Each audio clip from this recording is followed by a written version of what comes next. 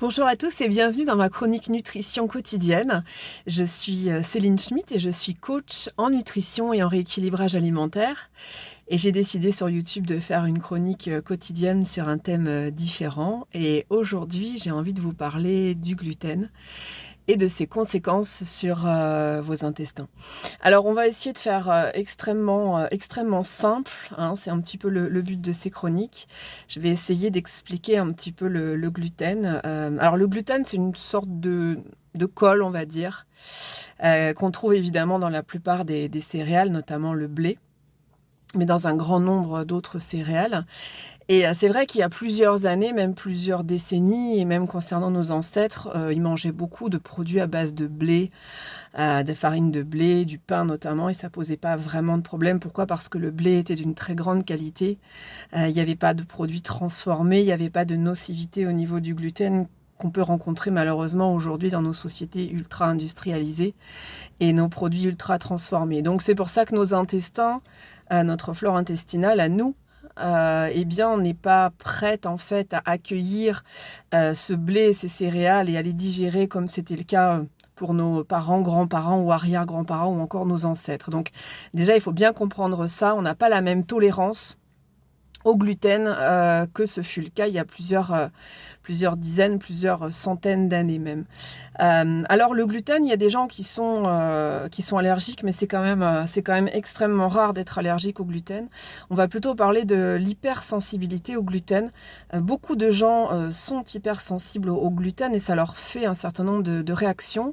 Alors les réactions les plus communes, ça va être quand vous avez mangé des pâtes au blé ou une pizza ou tout ce qui est croissant ou tout ce qui va être à base de céréales aussi, vous allez vous apercevoir que vous avez le ventre peut-être ballonné, vous avez des reflux gastriques, vous avez des douleurs abdominales, vous avez très certainement l'impression que la nourriture vous reste sur l'estomac, vous allez avoir du mal à perdre du poids.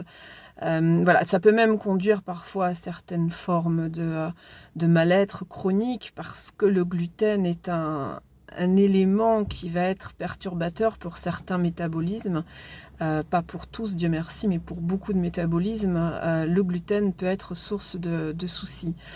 Donc ce qu'il faut savoir, c'est quelles sont les conséquences du gluten et donc de la plupart des céréales sur votre intestin, votre flore intestinale. Eh bien, ça va créer ce qu'on appelle un intestin poreux ou encore un intestin perméable. Et on appelle ça encore un intestin fuyant. Donc vous allez peut-être entendre parler de perméabilité intestinale, de fuite de l'intestin grêle.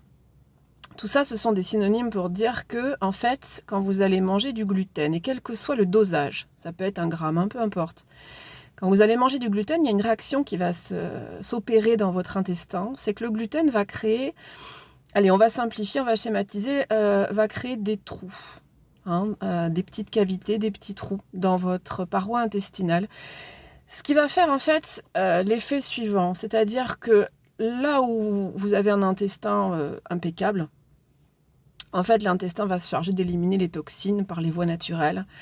Donc pas de souci. Sauf que quand vous avez un intestin poreux, donc une fuite de l'intestin grêle et que vous avez ces petits trous, eh bien ça permet la fuite des toxines, de certaines toxines qui sont même très dangereuses et qui sont relarguées dans le système sanguin ou dans le système lymphatique et qui vont atteindre certains organes et qui peuvent créer donc potentiellement des maladies un petit peu plus embêtantes, un petit peu plus graves, voire comme certains chercheurs en sont convaincus aujourd'hui, certaines maladies neurodégénératives qui, sous l'influence de cet intestin fuyant, peuvent devenir effectivement des maladies inflammatoires chroniques, notamment tout ce qui est, par exemple, arthrose ou polyarthrite rhumatoïde. On parle même de sclérose en plaques, qui est une maladie inflammatoire. C'est vrai qu'on conseille à toutes ces maladies inflammatoires et aux gens qui en sont atteints d'éviter de consommer trop de gluten. Alors c'est vrai que cette porosité intestinale, c'est pas moi qui l'invente, hein, donc vous pouvez regarder sur internet et trouver des sources, des articles de médecins, de chercheurs, d'études qui ont été réalisées là-dessus. Vous verrez que c'est extrêmement intéressant. Et en fait, donc, qu'est-ce que vous pouvez consommer? Donc, si vous pensez avoir une sensibilité ou une hypersensibilité au gluten, qu'est-ce que vous pouvez manger? Eh bien, moi, je suis hypersensible au gluten, donc ça fait 2 ans que je ne mange plus de gluten. En tout cas, quand j'en mange, c'est vrai que ça me fait un effet au niveau des intestins qui est absolument terrible, hein. Tous les symptômes disparaissent, et puis dès que je mange du gluten, j'ai à nouveau mal au ventre, ballonné. Enfin, je vous passe toute la myriade et la kyriade de symptômes que je peux avoir.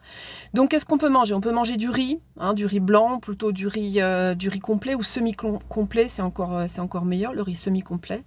On peut manger tout ce qui est du quinoa, qu'on appelle l'or des Incas, qui est bourré de calcium et bourré de tout un tas de bons nutriments, de vitamines, d'oligo-éléments. Enfin, le quinoa, c'est vraiment fabuleux.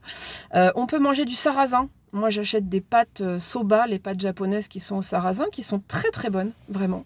On peut manger tout ce qui est les nouilles chinoises, mais pas à base de farine de blé, à base de farine de riz.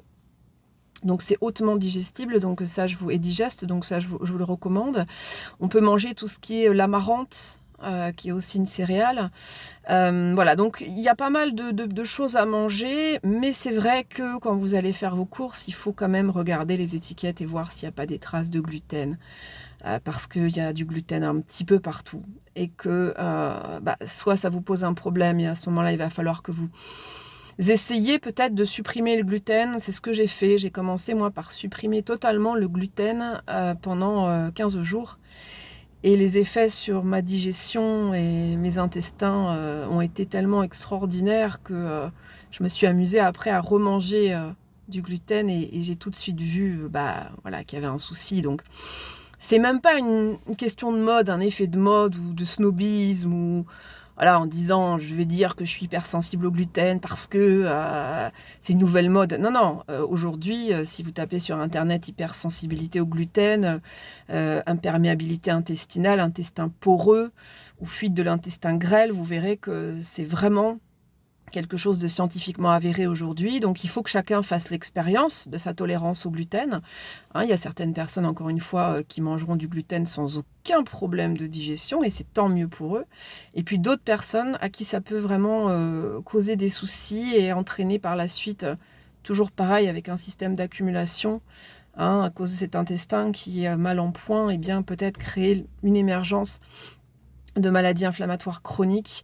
On appelle tout simplement ça les nouvelles maladies émergentes. Ça aussi, vous pouvez vous amuser à chercher un petit peu ce que c'est. Donc l'idée, c'est de se rapprocher évidemment des produits, toujours pareil, des produits les plus purs, les plus bruts et les moins transformés, les moins industriels possibles. Donc les fruits, les légumes, toujours privilégier le bio évidemment pour éviter les pesticides. Le poisson qu'on fait cuire à la vapeur pour éviter là encore le mercure, hein. On fait en sorte de supprimer un maximum de mercure par la cuisson à la vapeur. On va miser sur des viandes blanches de qualité. Donc moi je recommande toujours la filière blanc-bleu cœur, parce que c'est une filière qui nourrit en fait les animaux à base de graines de lin. Donc c'est une filière qui, jusqu'à preuve du contraire, est une filière de très grande qualité. Donc pensez à acheter du poulet fermier de qualité, pensez à vous nourrir avec des produits de qualité. Vous allez peut-être payer quelques euros de plus, c'est vrai, mais qu'est-ce que c'est que quelques euros de plus comparé à peut-être des centaines d'euros que vous allez dépenser ensuite pour vous soigner?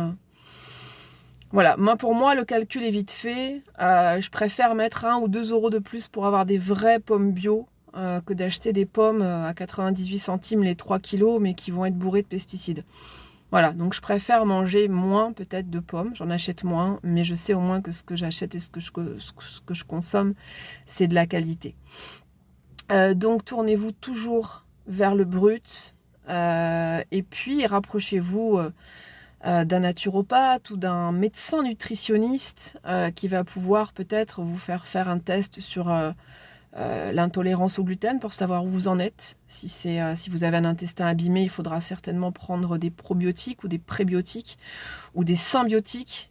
Les symbiotiques, c'est tout simplement la réunion des probiotiques et des prébiotiques. Voilà, un symbiotique, symbiose. Voilà. Donc tout ça, c'est à étudier. Ce que je peux vous conseiller aussi, c'est de ne pas acheter n'importe quel probiotique. Ne regardez pas les publicités à la télévision ou ne vous laissez pas leurrer par toutes ces réclames sur toutes ces pubs et promos sur les probiotiques, parce que chaque souche de probiotiques est adaptée à un souci particulier, donc on ne fait pas n'importe quoi. Là, on n'est pas dans l'automédication, on est plutôt dans essayer de trouver la bonne souche qui vous correspond à vous par rapport à votre trouble intestinal. Et ça, il n'y a qu'effectivement un médecin qui est rompu à ces techniques-là, qui est formé à tout ce qui est probiotique et prébiotique, donc un médecin nutritionniste, qui pourra vraiment vous élaborer un programme et un protocole de prise de probiotiques tout à fait adapté à l'état de votre microbiote. Donc ça, c'est très important, j'insiste. Parce que les probiotiques, ça coûte aussi un certain prix. Il faut respecter un certain nombre de critères. Il faut qu'ils soient de très bonne qualité. En général, il faut que ce soit des cellules fraîches. Il faut qu'il y ait plus de 80 milliards de souches pour que ce soit vraiment des probiotiques qui soient actifs. Enfin voilà. Et ça demande quand même, encore une fois, de choisir de la qualité, et tout ce qui est qualitatif, il y a un coût forcément. Donc avant d'aller acheter n'importe quel probiotique, renseignez-vous auprès d'un médecin nutritionniste ou d'un spécialiste des probiotiques qui pourra vous donner le produit adapté. Je suis moi en position de vous donner effectivement des pistes là-dessus, parce que j'ai un certain nombre de connaissances par rapport à tout ça, et que j'ai aussi une liste des probiotiques adaptés à chaque situation et à chaque cas, donc je peux éventuellement vous aiguiller là-dessus. Mais je ne suis pas une spécialiste des probiotiques. J'en prends moi, mais parce que j'ai eu quelqu'un qui m'a donné les bons probiotiques. Mais sinon, s'amuser à jouer à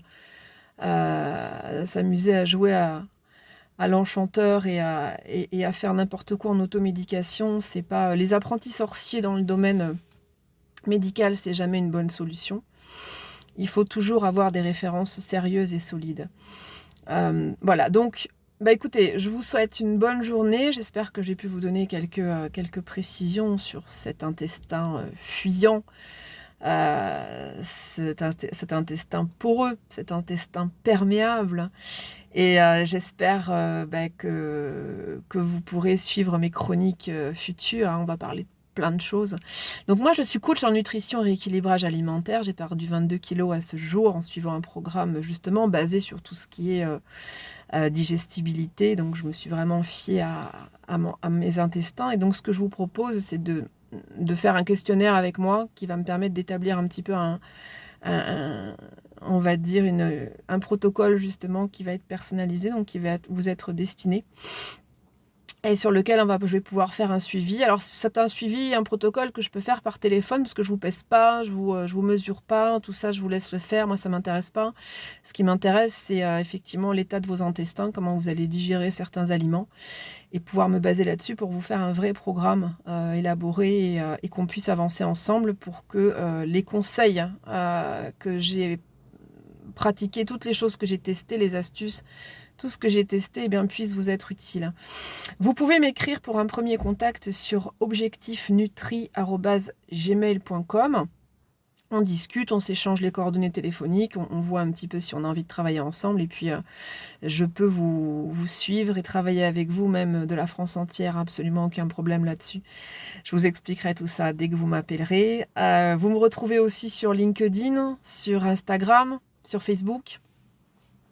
Céline Schmitt, Objectif Nutri, vous allez me trouver sans problème.